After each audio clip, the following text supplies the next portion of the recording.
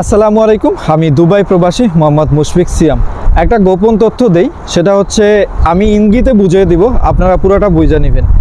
কেউ যদি আপনাকে বলে যে তার মানুষ আছে বা সে সিস্টেম করে আপনাকে দুবাইতে ট্যুরিস্ট ভিসা দিয়ে নিয়ে আসবে, দেন তারপরে আপনাকে হাই প্রফেশন ভিসা করে দিবে, ওখানে একটা হাই প্রোফাইল জিনিস দেখায় আপনাকে নিয়ে আসবে, তারপর হচ্ছে আপনাকে একটা হাই প্রফেশন ভিসা করে দিবে।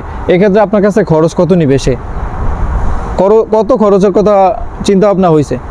যদি প্রথমে কম খরচের কথা হয় তাহলে অ্যামাউন্টটা আবার বাড়বো। এটা হচ্ছে একটা গোপন কথা, আমি বলে দিই। যদি আপনি এখানে আইসা হাই প্রফেশন ভিসা তৈরি করতে হয়, জানি তৃতীয় পার্টি বা থার্ড পার্টির মাধ্যমে তো হাই প্রফেশন ভিসা তৈরি করতে হয়। যদি হাই প্রফেশন ভিসা তৈরি করতে হয় তাহলে কত টাকা আপনার কাছে অ্যামাউন্ট চাইছে? 3-4।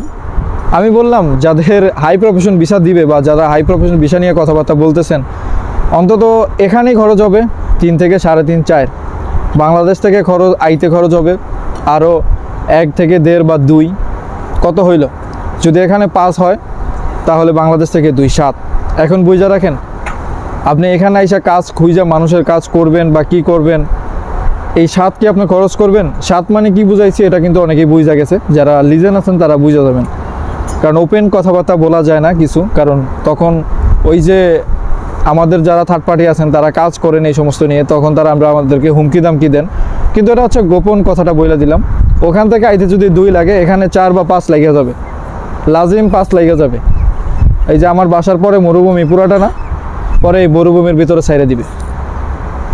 এখন বুঝে রাখেন এত টাকা দিয়ে কি আপনি আসবেন কিনা, আর এত টাকা দিয়ে আসলে ফায়দা হবে কিনা, সেটা আপনার যদি কোনো রিলেটিভ পার্সন থাকে তাহলে তার কাছে যাই না নিয়েন। আমার মনে হয় সে জিন্দিগি তো বলবে না যে হ্যাঁ, কারণ অবস্থা খারাপ, কাজ কামের অবস্থা খারাপ। তারপরে এত টাকা দিয়ে আসলে আপনার মাসে কত টাকা উঠাইতে হবে? দুবাইতে থাকা খাওয়ার খরচ আছে অন্তত বাংলাদেশি টাকায় 12,000 টাকা থেকে 13,000 টাকা। এরপরে আপনার কতটা টাকা বাঁচবে এতগুলো টাকা দিয়ে আসলে? আপনি হিসাব করে তারপরে চিন্তা ভাবনা করেন আপনি কি আসবেন নাকি আসবেন না।